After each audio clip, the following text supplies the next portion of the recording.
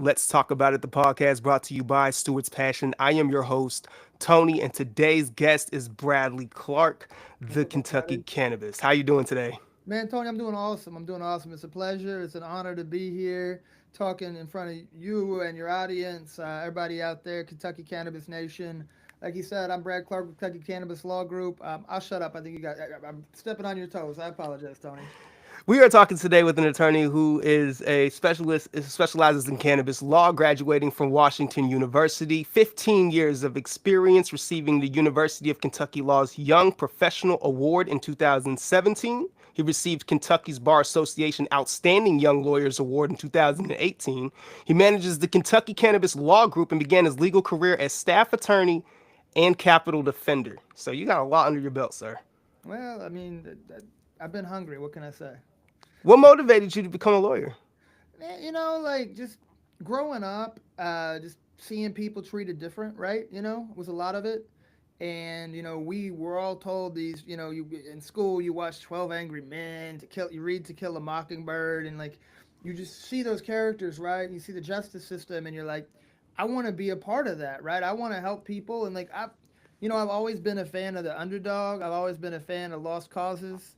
Not like in like the Civil War kind of respect, but like No, no, I get it. I you know get what it. I mean. Like I like in like the UK football kind of respect. No offense to the fans out there, me included, but like I said, like I've always been a fan of the underdog, and so that's why I knew, when I got into law school, I was living out in LA actually at the time. Funny story about that. I was like working doing temp work for MySpace. That's how long ago this was. And my roommate said, "Hey, you should apply to law school." I took the tests out there, actually at USC, and I got into UK here. I got good scores or whatever. Went to school. I really didn't.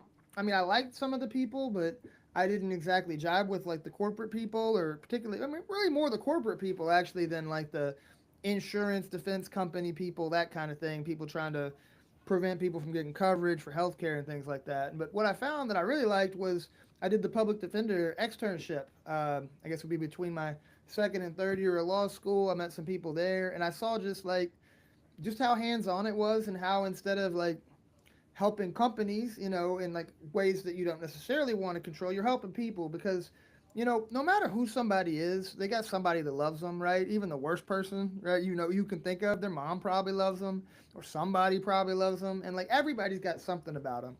And so that's really what working with the indigent, the poor people of Lexington as a public defender really resonated with me, because like I said, I'm from a small community, but it's not like a city. I'm from like a town of 7,000 people in South Central Kentucky, Western Kentucky, Russellville. Shout out to Russellville, Logan County, but not the high school. No, not Logan County High School, Russellville High School. Anyway, but no, I mean, I got no beef with those people. But my brother-in-law teaches there. He's a great man.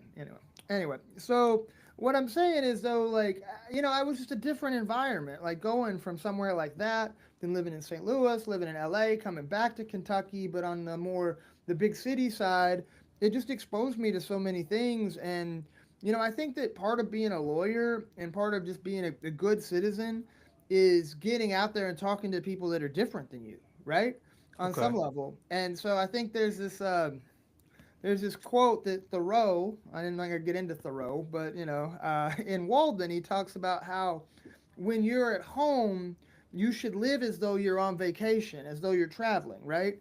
And I kind of take that as like my motto and one of my mottos in life, right? That and a couple others, but in particular, and what I take that to mean, Tony, is that like even if something's ordinary to you, don't let it become ordinary, right? Ask questions. Like I go in like every store in my neighborhood. I talk to people. I try to talk to people on the street. I try to just meet new people.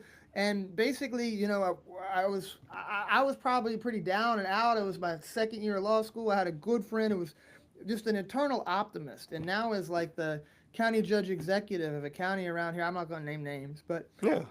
he put me on the say yes to everything summer, right? And then we just said yes to everything. We went out and did everything. If somebody was having a party, we went to the party. If somebody said, let's go out to eat, let's go out to eat. If the school was saying, let's volunteer and do this, we went and volunteered, If, somebody works like, hey, I need you to cover shift. I said, yeah, I'll cover a shift, whatever it was. It was say yes to everything. And that really changed my perspective on life, man. It's just like, even if it's not something you don't think you want to do, necessarily. Look, there are limitations. Don't go do fentanyl. Don't say yes to fentanyl. I'm not saying. Right, right, right, right. Of But, course. what I'm saying is like within boundaries. Say yes to everything. Somebody, says you want to go learn how to ride a horse. I didn't know anything about a horse. I know I'm dressed like a cowboy. I did this. I did this for the views, by the way. I just did this for the viewers. You said there was gonna be a video, so I'm like, I'm gonna put on a little costume for them. Ha But ha ha ha. anyhow, because y'all thought I was gonna be dressed like a lawyer. I'm not. I'm dressed like a cowboy. Because why the hell Hell not? yeah. Right? So anyway, Kind of got like a Woody thing going on. yeah, yeah. Woody from Toy Story. My wife loves. My daughter loves Woody, and Buzz for that matter. But anyway, so what I was saying was like just really, and then there's this quote from Hunter S. Thompson too, another great Kentuckian, and a long tradition of counterculture, that kind of thing. And I don't even consider what I'm doing counterculture, quite frankly. And I'll get into that. But he says, buy the ticket, take the ride. Tony, that's kind of a philosophy I have. Like, people come to me, they've got problems, they've got issues. The case may sound difficult, the situation may sound dire, but I'm gonna live through it, right? I'm the lawyer, right? That's the thing people don't get. There are a whole lot of lawyers that are afraid to do anything they don't already know how to do, or that they might lose. And I think buy the ticket, take the ride. That to me is a motto to live by if you're fortunate enough to have that capacity. And I get like a lot of people, they don't have that opportunity where they can just go off and take risks and things like that. But the way you get to that point on some level is by doing that to begin with. You've got to take that first jump, right? It's like asking that girl out, or whatever it may be, right? Whoever, whatever gender, whatever, that kind of thing. Or, just asking somebody, hey, you want to hang out? Like, you got to make connections. And if you don't go out there and buy that ticket, take the ride, say yes to everything, you don't end up on Tony's show, and you really don't end up, you end up doing the same thing over and over again. And to get back to that, I mean, God, I can't remember. I think it's Mark Twain said it. Most men die at 27. We just bury them at 72. You know, Ooh, ooh. that's because most people don't change, right? They get stuck in their ways, When and when I was that's in college, I used to have this thing called never let a what if moment pass, and it exactly. was it was about obviously the same thing, like don't say yes to fentanyl, but I was having a lot of I was when I first went to college on Fort Knox. Mhm. Um, I was just going through like a hard time in life. It was an unfair time. It was out of my control. It was out of my family's control. It was just a hard time, and it made me really take a second to realize like I only got today. Like yesterday, shit was perfect, and now shit's not perfect, and like I just want to take advantage of today. So I was like, I used to walk around, I always say never let a what if moment pass. And so like I wouldn't want to go to bed without a what if. What if I didn't dance with her at the club? What if I Exactly. didn't go to that party? What if I didn't say I'm gonna try this? I ended up Mhm. creating this like I had like this thing at McDonald's where there was like 30 people that showed up for me, and I started this thing called LTA, Local Talent Association. This was right here in Radcliffe. I was about 18 at the time. I had just turned 18, still living at mom and dad's. And I was like, hey guys, there's a studio, there's this, there's that. You want to model? I need girls in my music video. You want to rap? And like, we all can, Yeah. like, I remember the guys from the studio that had opened the studio, they stayed at McDonald's afterwards, and they were like, I don't know what it is with you, Tony, but you just got half of McDonald's filled up, man. You need to be where you're at today. Like, you got something going on. And Exactly. and it was cool. It got to the point where Radcliffe police, I'm not throwing shame, but they started investigating me, thinking that I was running some sort of ring. Hmm. It was more hilarious than it was serious, because it's not like they like ran in on my parents or anything like that. They didn't kick in no doors. But it got around that they were investigating me. So I just like literally walked into the police station, and I was like, what's going on? Why are you investigating me? And they were like, Are you are you running like a sex ring or something? And I was like, no. And I was like, I actually was able to call these girls' moms and had them like talk to the police, like, dude, like they're there, like they're not even dressing scandalous, like, and there's brothers are rapping, so it's like Yeah. it was funny. But I mean, I say all that just to say, like, I see what you're saying, never let a what if moment pass. Don't be afraid to take advantage of the moment. You Let's regret get the back to the things you cannabis for a regret the second. things you don't do far more than the ones that you do is what I'll say most of the time, by and large. Right, But anyway, yeah, back to cannabis. I back to apologize. cannabis. I'll Do you talk. partake? Have you used cannabis in your life? Of course, it's 2024. I'm an adult. Yes, I mean I think like the vast majority of people do. But I mean I will say this: like it is not nearly what it used to be, right? Like I mean there were periods in my life where that was a very important thing to me, and as time's gone on though, like I mean I've cut out. just about everything. And I'm not saying there's definitely the occasion, right? If I'm, we're camping, it's a full moon or whatever, people are getting in the waterfall, somebody passes me a joint in a very legal marijuana state. That is a statement I am saying for the Kentucky Bar Association. Or if I have my medical card or whatever. Right. I'm not It's saying no. it's it's it's January 10th, Yes, 2025. I know. Who cares? Who But cares? Yes, but I mean, look, I'm not trying to hide anything. It's just, I guess, Tony, what I'm saying is like, I am a big proponent of this for the right people at the right time, right? And I think that like there are some people that get caught up and they smoke too much for their own good. Some people that smoke all the time and that's the best for them, right? For me, right now, for me, it's being clear-headed has been excellent for me to the extent that like I've even given up coffee, and so it's not a knock. Like I said, like 100%, like if you'd asked me 10, 15 years ago, you'd get a completely different answer. And again, like I said, it's not a no, it's not a I didn't inhale, it's not a Bill Clinton, it's an Obama. It's yes, I did inhale, that's the point, right? Of that's the course. point of doing it. Exactly. You But guys, we are sponsored. Today I have this rolled up in Stuff. Thank you to Stuff from Ontario, Canada. And then I have the Jam and Hemp that sent us this. So I'm going to gear this over before I light up, right? With your knowledge, what is this thing going on where THCA is being able to be shipped in Kentucky, but theoretically we can't sell the flower in stores? Can you explain that to me? yeah, so I want to put this in the best way I can for everybody, right? Because I represent several businesses right now that are under indictment, criminal indictment for selling that product, right? And now that's not to say they're not convicted. I'm not saying they're going to be convicted, but we have to be careful how we talk about things like that, right? Yeah. And that's just because the law on this is very nuanced. So here's what I would say, Tony. Their argument, the government's argument would be that is trying to convict my clients that either they tested it right and that labbed higher than 0.3% delta 9 THC by dry weight, and that could be for a couple reasons, right? Number one would be because it decarbed, right? And there's a lot of ways that could happen. Light, time, heat are the enemies. Now, it is the position of Rod Kite and other lawyers, and I think Rod's a smart guy. I know he worked on the original Farm Bill, and he's been a big advocate in this area, and I don't think his interpretation is wrong. That all that really matters is how does it test during that pre-harvest test that's 30 days out, and whatever happens afterwards, what happens afterwards. But a lot of times the government doesn't understand this nuance, right? And so what they'll do is they'll take, so say they pulled you over and you had some of that, right? And they sent it off to the lab. They're going to send it to the Kentucky State Police Crime Lab in Frankfurt, where they don't have high performance liquid chromatography machines. What they have are called gas chromatographs and mass spectrometers. Now, a gas chromatograph, and not to bore everybody, I feel like I'm going down that road, but anyway, No, no. give me just a minute. Give me a minute. Let them cook. What a gas chromatograph does, in order to determine what drug they've got or what substance they've got, because it can tell you what anything is, really, is it heats it up. Now, what do we know about THCA, Tony? Ah, you're screwed. You're screwed. Exactly. So the lab's going to come back, even if it was legal. When it was the pre-harvest test was done, even if it was legal at the harvest test, even if it was legal when it was seized and put in the gas chromatograph, if you heat it up, it's going to test hot, right? And so what happens is on the retail side, and a lot of times this is how I see it. They don't go and bust everybody. Calvin, there's thousands of stores selling this stuff still in the state. I would say, I mean, at least hundreds, maybe over 1,000. I would say for sure, probably thousands. Is they don't go and bust everybody because it's complicated and it's expensive to test this stuff. And quite frankly, we certainly shouldn't be wasting money on this. We should be sending off, like I said, like the fake oxys that have fentanyl in them. We should be sending off like the fake Xanaxes from China.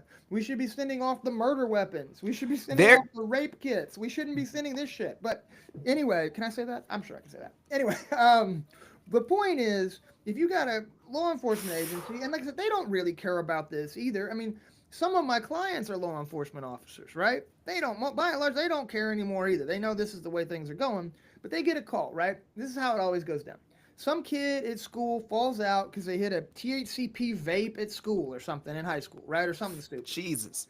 And THCP, for those that don't know, is I think 33 times more effective at binding with your cannabinoid receptors than D9 THC or Delta 8 either.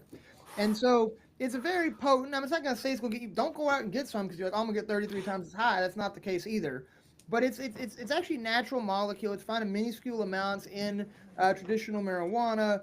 It's not as like there's still real questions about it. It's not like it's obvious as like THCO or From whatever. what I'm understanding, THCP, okay, is naturally already in cannabis. What they have done is condensed a large amount of it into one little vial, and therefore that's why you get like the 3,200 milligram Yeah, THCP pens. They've taken a natural substance and basically exactly. multiplied it, like you said. Yeah. Yeah, and like it's the other thing about it is like people tell me that have used it, or like this. I had a client that had developed a THCP spray, and like it wasn't calibrated right. They were tested. People were getting high for like 3 4 days, like as high as they've ever been their whole life. Like off this stuff. Like Wow. which again, maybe that's attractive to some people, but I got No. kids. I got stuff I got to do. I can't be like Yo, on Cat house locked Williams. for 3 or 4 days, right? And so anyway, my point is this: is like so some kid will get into something like that at school, or even like a really strong THCA that they're not ready, they're not accustomed to, because these companies are selling really powerful stuff. And that's good for some users, people that have certain pain, insomnia, appetite, absolutely. But that should be in consultation, if not with the doctor, at least with somebody that knows what they're talking about, not just something you buy at the gas station or your older brother gives you or whatever. Anyway, these kids hit these pens at school, they fall out, they tell the principal, "Oh, I got it at the store down there." And then they go get a warrant, right? That and it's only then really that the cops give a shit, right? That they have something to do because like the school or the mayor or whoever has told them we need you to go look into this. And this has been my experience anyway. I haven't seen anybody otherwise get raided, but of course that can change. But anyway, they go in, they get a search warrant, or they don't, right? They do some controlled buys. They go in, they dress normal, and they buy whatever's on the pre rolls, bud in the jars, whatever, and then they send it off to the lab, and like I said, it tests positive. Then they get a warrant, they come back and they rate everything, and they treat it like it's marijuana because it tests like it's marijuana, right? Yeah. And so the other side of this, though, Tony, is to get into a little more of this nuance about why it can be shipped, arguably, is that so under the Farm Bill, right, of 2018, everybody always talks about it's Farm Bill approved, Farm Bill legal. That's nonsense. It's not a thing. There's no agency that stamps it and it's like it's organic or whatever. It's just there's a Farm Bill and like it's arguably compliant. But here's the thing about the Farm Bill is like it does allow for states to change the definition of what is hemp and what is not. And in Kentucky, right now, and under the Controlled Substance Act, under KRS 218A 010 sub 28, marijuana is defined as basically any part of the cannabis plant, right? Except for industrial hemp products. All right, so that's sounding good for us, right? Because that's what THCA is, arguably. But then it says except for buds or floral material. So I know it's confusing, right? It's this, then it's not this, then it's not this. So what that means, if you want to argue it, is that THCA buds and floral material are banned under the Controlled Substance Act in Kentucky. And they have, in fact, been for years. This isn't anything new. This is what the definition has been for, I don't know, 5, 6, 10, maybe 7 years. But the problem there for them, Tony, is if they try to enforce it, and this is like a whole semester of law school I'm giving y'all for free 99, so enjoy. But for like under the federal statute, the state governments cannot interfere in the shipment of farm bill legal products that are under 0.3% by dry weight at the testing of the relevant testing time as they travel through interstate commerce. So the argument would be, and that we're developing and that we'll be arguing, I believe in Jefferson County, possibly in Barron County, depending on how those cases shake out, we'll see, is that the whole statute banning floral material is unconstitutional because it infringes upon what's called the Commerce Clause to the Constitution, the federal Constitution.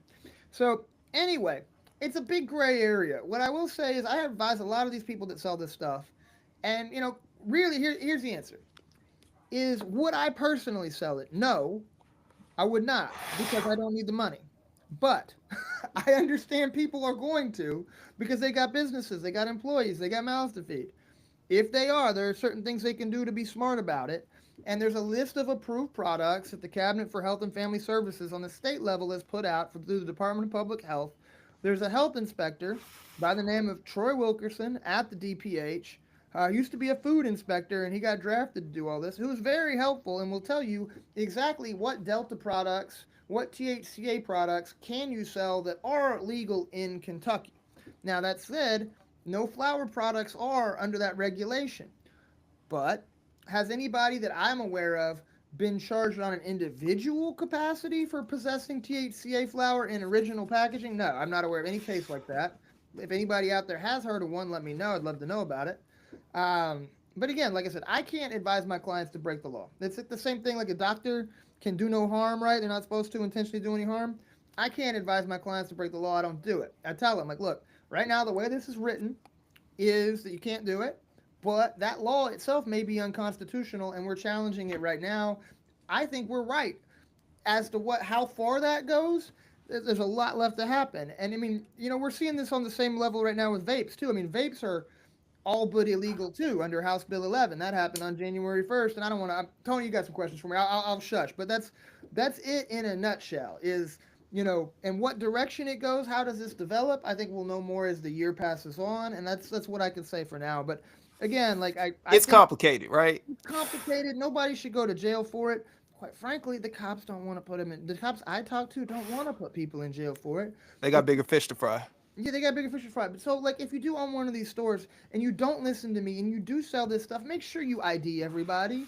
Make sure you buy from good suppliers because you saw what happened with the diamond shrooms last year, where people were buying the crazy Yeah. mushroom shit, like they were going to the hospital, like, and I like, ate some of that shit. I had that. I still have a box of those diamond, like I empty box don't because I eat ate it. that. No, I mean, It's like 3 years. Like I mean, yeah. That's a different time, different story. But yeah, I ate those. Luckily, I really didn't get that crazy off of it. So right. Well, that's good. I mean, like, and, like, maybe one batch was bad. I never really followed up and saw what exactly the issue was with that, Tony. But like, it's like I said, know your suppliers. I mean, that's one of the benefits I have is like I know the companies I work with. I know what labs they're sending it to. I've seen their facilities. And so yeah, there's a lot of shit out there. Like, quite frankly, on the THCA side, that is not all natural like we would like it to be, right? I mean, you really can't grow actual THCA flower, right? That being not something that's not sprayed with isolate or distillate or dipped or whatever, that's above about 20-21% THCA. So if you're buying stuff in the store that's saying it's 35 or 40% or more, that's just not genetically possible with the technology we currently have. that It's adulterated. the fact that the THCA cap for flour in Kentucky right now is 35%. That's the That is D9. what. That's the D9 cap in the medical program. Yes. Yeah, yeah, yeah. I'm stoked on that. Yeah. I'm actually surprised. I mean, it's basically limitless. They It's don't limitless. know that. Shh, be quiet. They don't know. Oh shit, I'll take that out then. You know what? I keep Well, you getting can keep told that that I know too anyway. much. They know. They know 35% is strong. And like, here's the reason though, Tony. It's like that is for that is for patients, right? There are people that like look. We just put this to vote in 106 counties or municipalities in the state of Kentucky on the ballot, right? Last Yeah. fall. The same state that voted the way it did in all those other elections. 106-0, it passed everywhere. In fact, in every county where alcohol sales were on the ballot, where they were going wet, marijuana got more votes than alcohol. So people don't care. Are our Especially, lawmakers really that slow, man? Like, are they really not understanding what's going on right now? Is that hey, serious? Is that a serious like yeah, they situation? don't get it. They don't get it. And honestly, That's Tony, crazy. that's what's going to have to happen. Is as soon as like Sazerac, which owns Buffalo Trace and several other brands, or like, Gem Beam, one of those companies, Suntory Beam or whatever, realizes they're going to have to make their money in marijuana because people aren't drinking as much anymore. This state will roll over and we'll go adult use. I mean, we're going to go that way anyway, but that's going to be the big breaker. If Churchill Downs or the whiskey companies can figure out how to make money off of weed, then we'll get it. Trust me.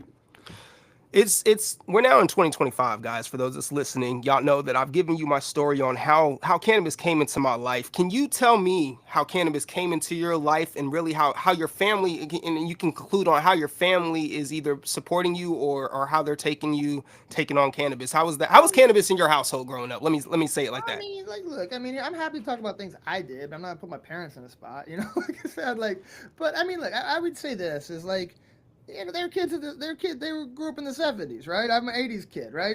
They know what it is. I mean, and like, they're definitely supportive of me now, 100%, right? Like, yeah, I got caught I got caught smoking weed when I was in college, and like, they're just like, don't get caught again, right? Don't do it again, right? And we worked, whatever, right? And so, and even in high school, I think they had to know it looked the other way, right? But like, So you now, never got like grounded for weed or anything like that? no, I mean, Wow. I was too slick, Tony. I'm a criminal defense lawyer. I don't get caught.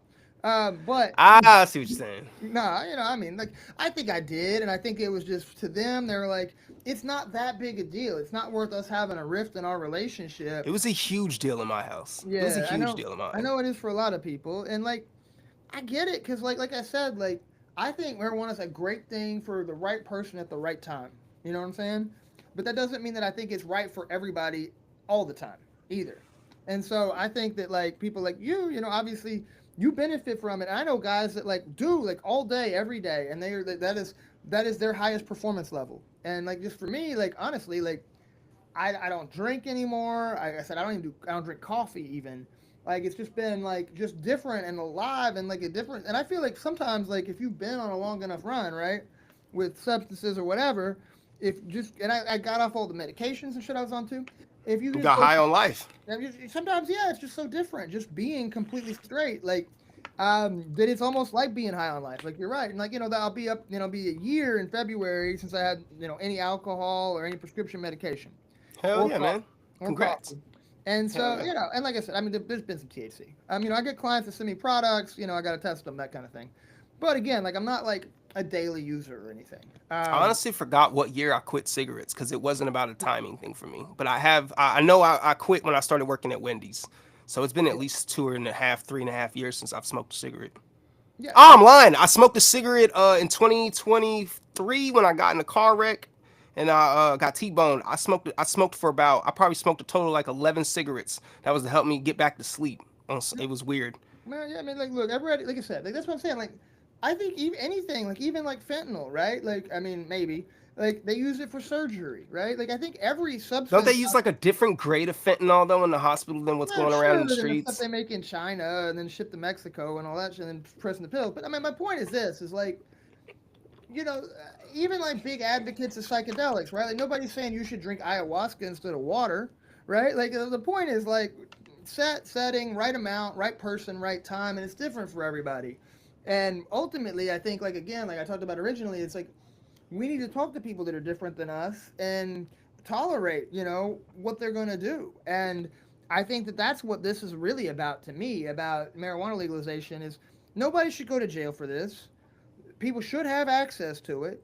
We should certainly tolerate it. It is by far less damaging than cigarettes or alcohol or, I mean, Do maybe you even probably do you fried foods, even. Like, it's like, there's all sorts of shit. Like, maybe even coffee. I don't know for some people. So, but at the same token, like, I just think that, I certainly was at one point in my life, like, everybody should be high all the time. That's not how I see it anymore, right?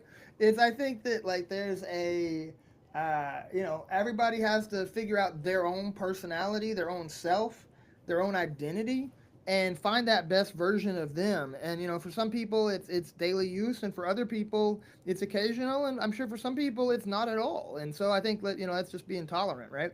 right? I mean, do you think that Kentucky, the way that we're going about legalization, I should say the way that Frankfurt is, do you think they're doing it the right way, or do you forecast some difficulties that could be avoidable? Look, I mean, in retrospect, are there things I think that they would do differently if they had it to do over again, the program so far? Absolutely. But Tony, I also think they're doing a great job, right? I mean, I'm going to give them an A minus based on what I've seen so far, maybe even an A. If I'm grading on a curve, certainly if I'm grading on a curve against the other states, it's easily an A. And so, I mean, look, there are some downsides to what they did, obviously. I think a lot of us would have liked to see more local winners. That is what that is.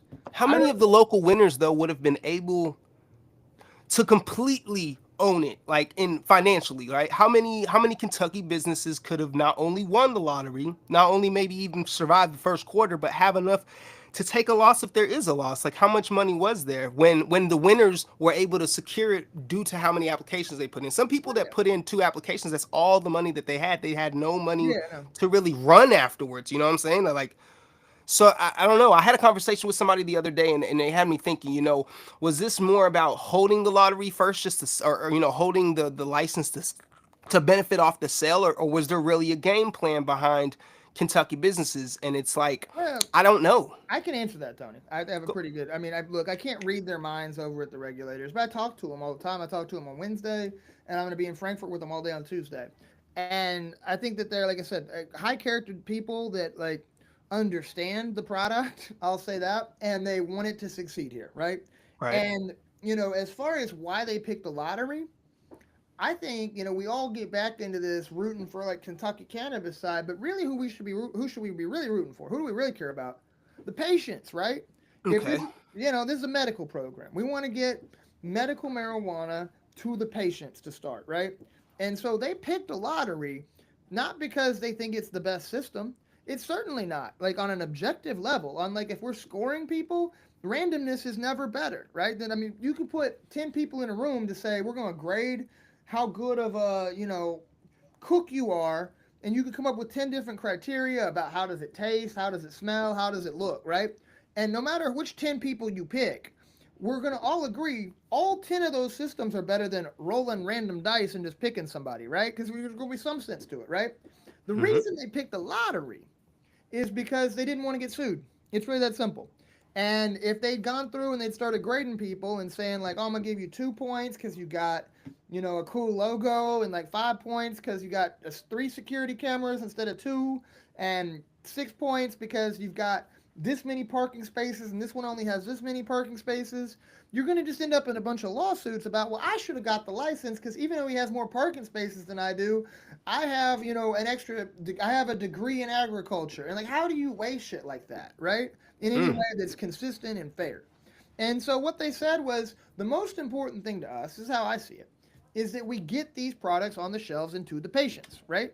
And so the way to do that, and we've seen this in other states, is to avoid lawsuits tying up the program.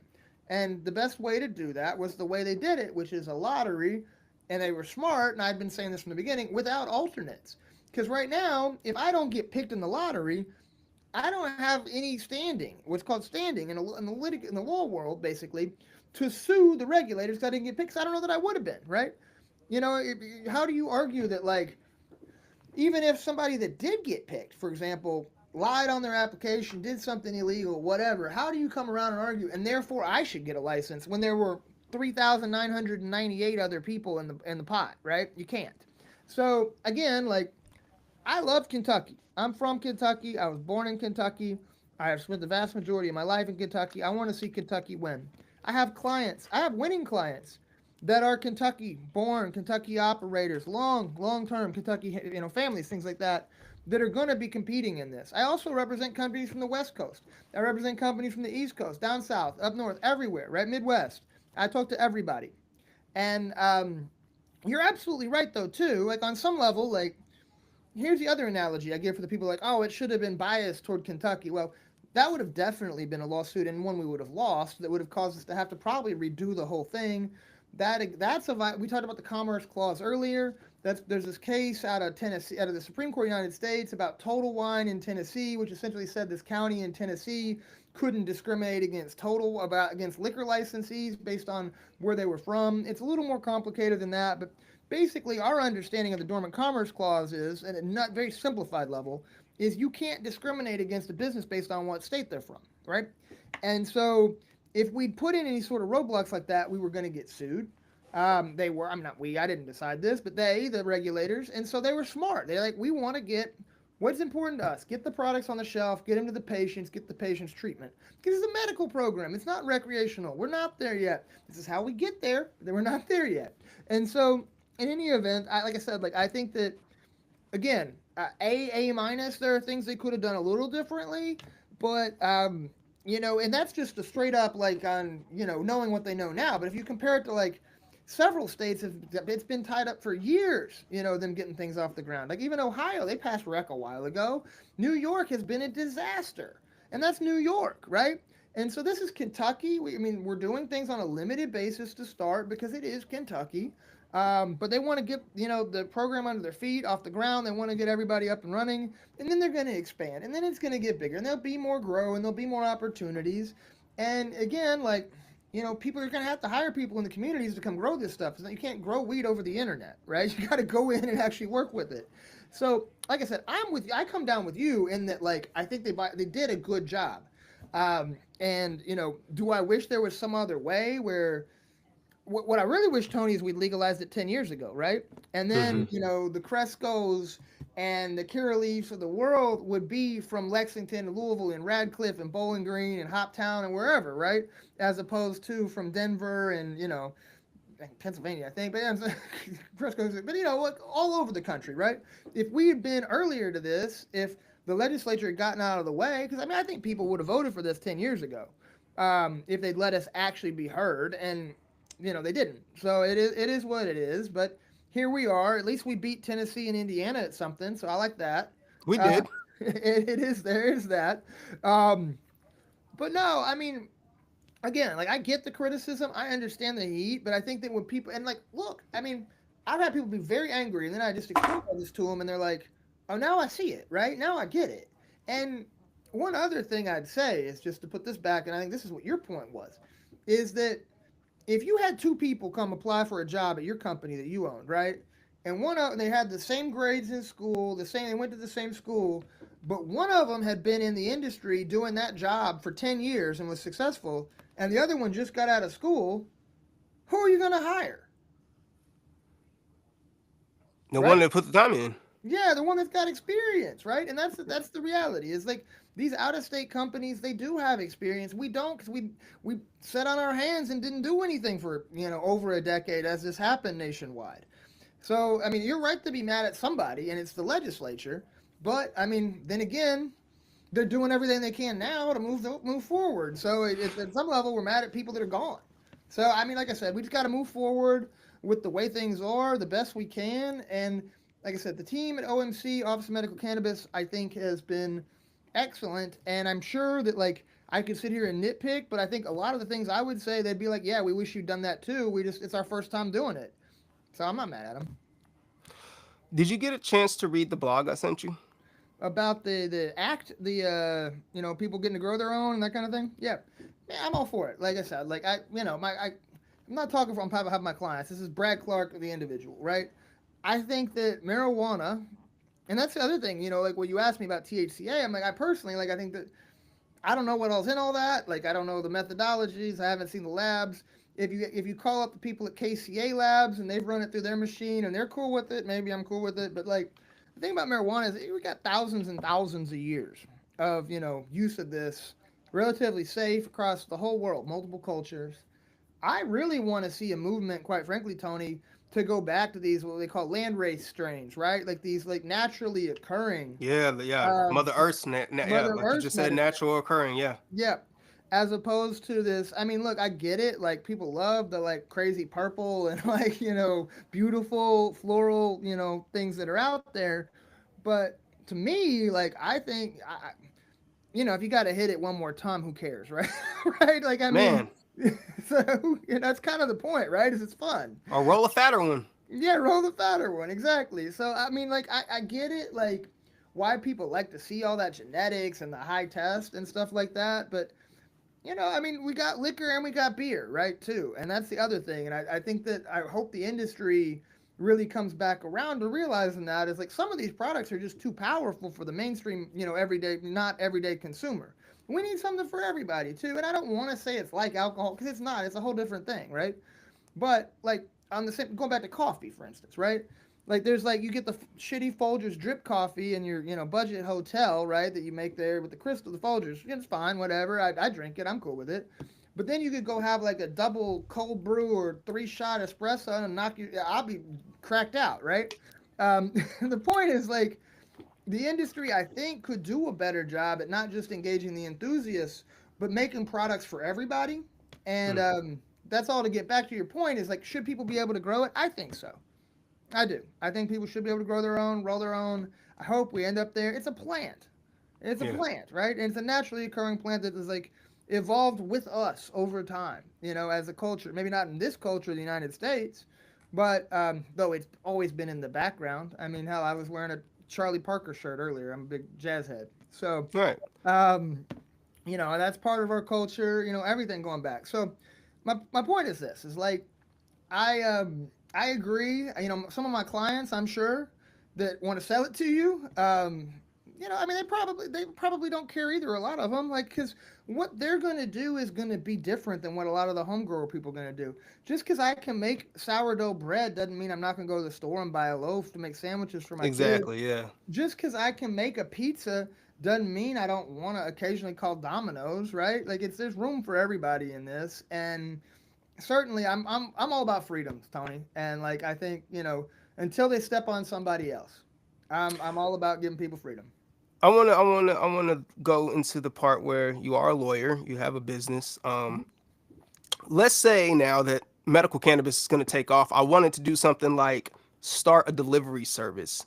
I know that that still is considered a cannabis business. Would it be if somebody wanted to start something like that without a lawyer, they probably risk getting a lot of like red tape involved where they mess up paperwork. Where do you come in hand with something like that? And what is it that you secure, or what is it that benefits the company if they get with you Well, yeah, doing that's something like great. that? That's great. I mean, I think we need to do a lot of work on. I mean, you mentioned delivery specifically, but all of these kind of like associated, like complementary businesses. Because I mean, just because you're good at growing weed doesn't mean you want to transport it or are good at transporting it. Just because you can run a store doesn't mean you want to deliver it, right? Or anything like you want, like going back into like just because you want to grow it doesn't mean you want to do mold remediation and things like that, right? There should be different companies that can do different things. And the legislature, when they passed Senate Bill 47 in 2023, that's the initial bill. They designated a certain type of number of licenses, right? Type of, well, not number of licenses, but types, right? So there's the Right. cultivator, there's the processor, there's the dispensary, and then the safety testing lab, and then the other licenses, what's called a producer, which is just essentially a vertical production side cultivation and processor.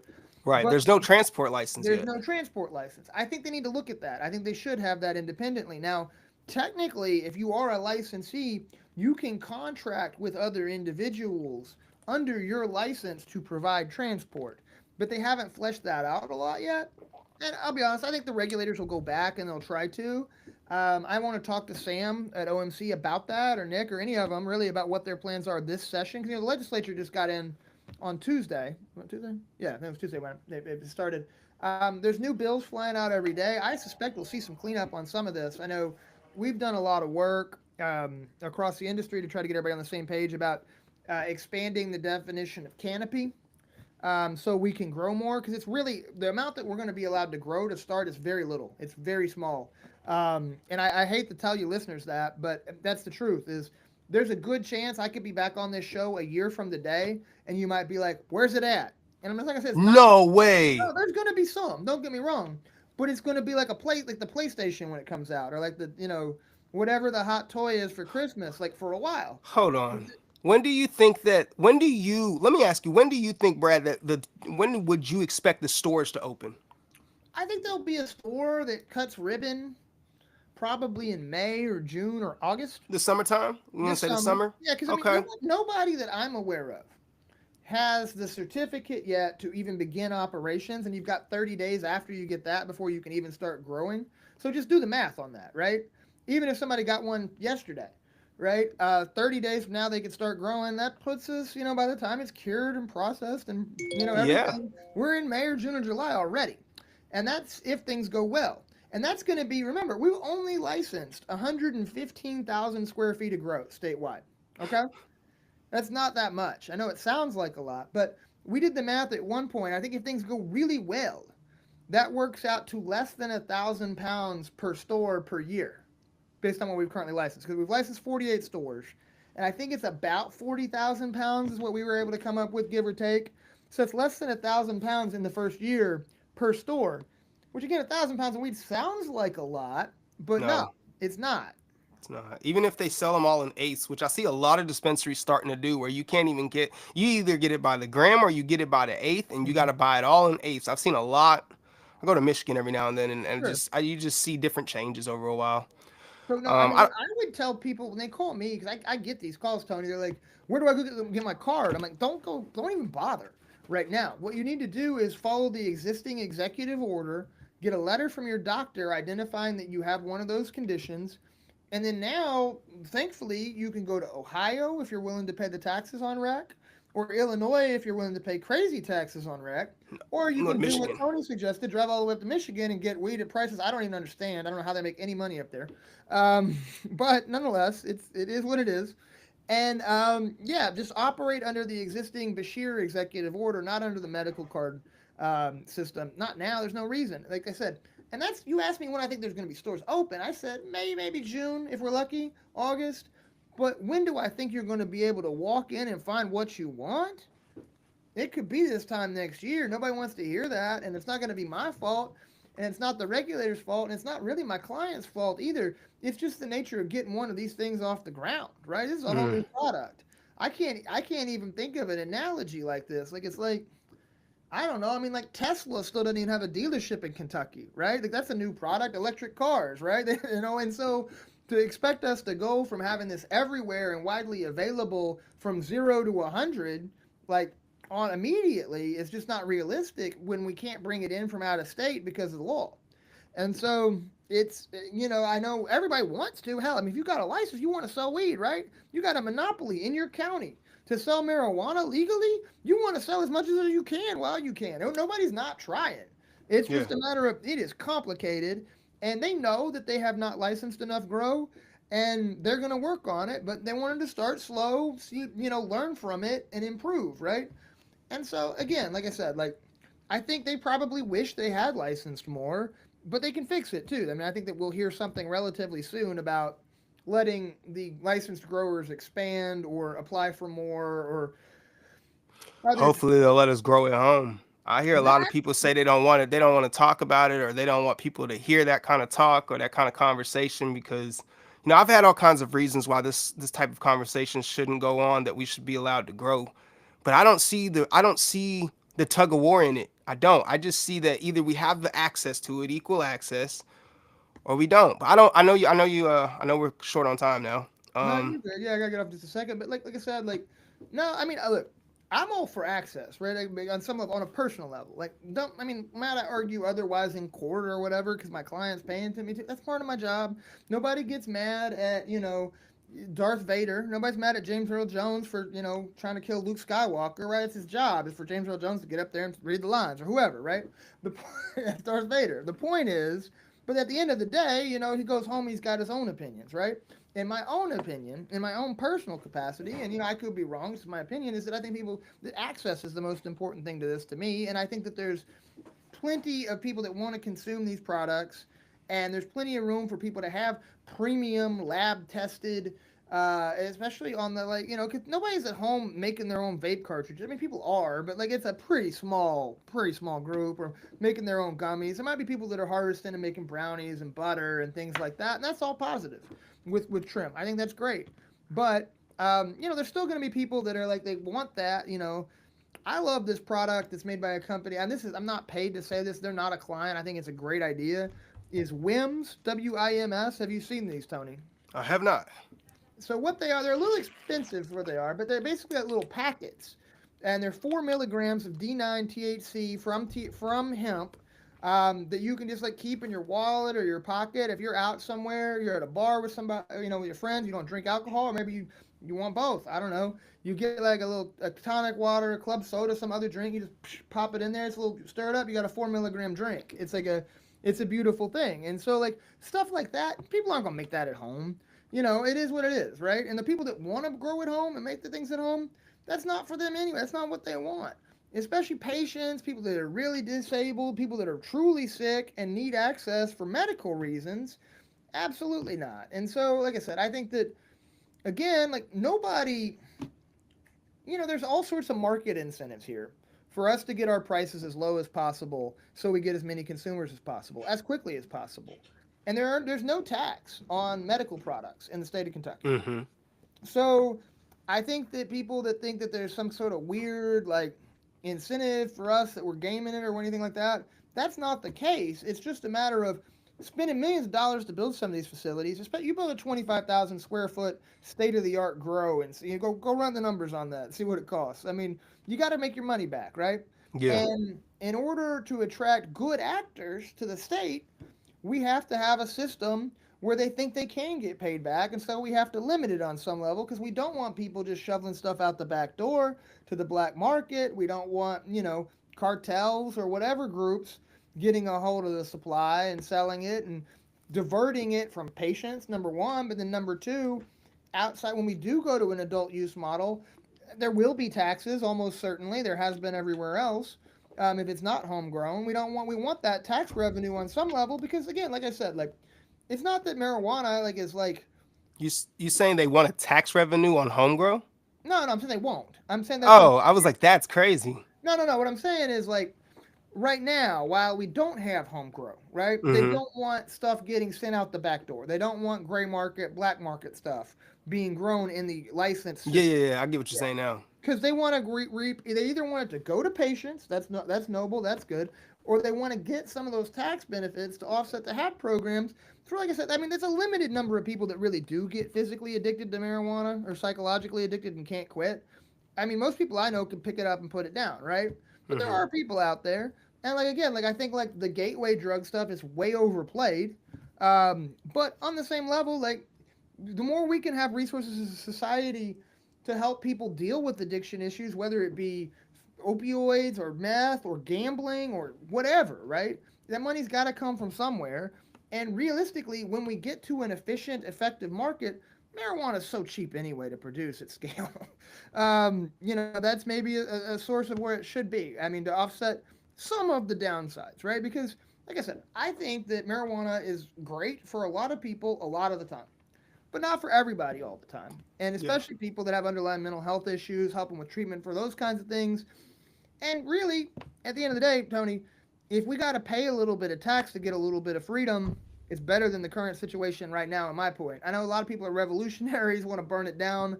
I was when I was younger, but I tell you, like incremental, working within the system to improve the system is also has merits too. You don't have everything doesn't have to be burn everything down all the time, especially because quite frankly, the business community is working with us on this, and that's what we need. So, You guys, thank you so much for tuning in to this episode. This is Brad Clark, the Kentucky cannabis lawyer. Sir, you are so knowledgeable. I thank you for your time. absolutely, Tony. If there's definitely a lesson that I feel like I'm already learning at the beginning of this year when it comes to cannabis legislation is we have to be patient. Be Kind of like what patient. you said, don't burn it down. I'm happy. I want to say that. In no way am I discouraged with what's going on. I'm happy that even if it was an out of state company that's running everything, I'm happy that we're moving forward. So in no way am I against anything that's going on. I just want to see Kentucky people shine. I want to see Kentucky people make their money, and I want to see cannabis at the homes. Y'all know what I always say. We all know somebody, a friend, a family member, or a colleague that uses homegrown cannabis. They don't need to be locked up for that shit. Brad Clark, No, thank you so don't much lock for coming anybody on. up for any plants. And by the way, Brad Clark, kycannabislawgroup.com. I represent lots of great companies that are going to be bringing products to you guys real soon. As soon as we have the branding and everything back, I'd love to come back and talk about it. And y'all can roast me. Y'all can tell me y'all are corporate, whatever. I want to hear it all. I want to take it. I want the heat. Roast me. Roast my clients. We want to make everything as good as possible for you all. And so tell us that. If you say, Clark, don't come back dressed like a cowboy. I'll dress like Willy Wonka next time or whatever. I'll do it. I'll dress up like a lawyer, whatever the hell. But anyway, appreciate you, Tony. It's been an absolute pleasure. Thank you, listeners. And again, y'all know where I'm at. I'm all over Google. Like I said, stay safe. And You'll be able to click his website right here in the blog, right here in the bio too. So they'll be able to find you, man. if anybody does get busted, anything at all, call me. Anybody got legal questions, I'll get you the right place. Even if I don't do it, I know people that do it. And like I said, I mean, I may be about a dollar, but I'm also about helping people. So Call love that you guys. number right there. Thank you. Absolutely. Now, when I end this, I just need you to stay on until it does the load like it did last time. It might take 30 seconds. Thank y'all so much for tuning in to another episode of Let's Match. Let's Talk About It, the podcast brought to you by Stewart's Passions. Y'all know I'm your host, Tony. Fuck with your boy. I thank you so much, man. How'd I do? Was that good? What, man? You're knowledgeable. You definitely.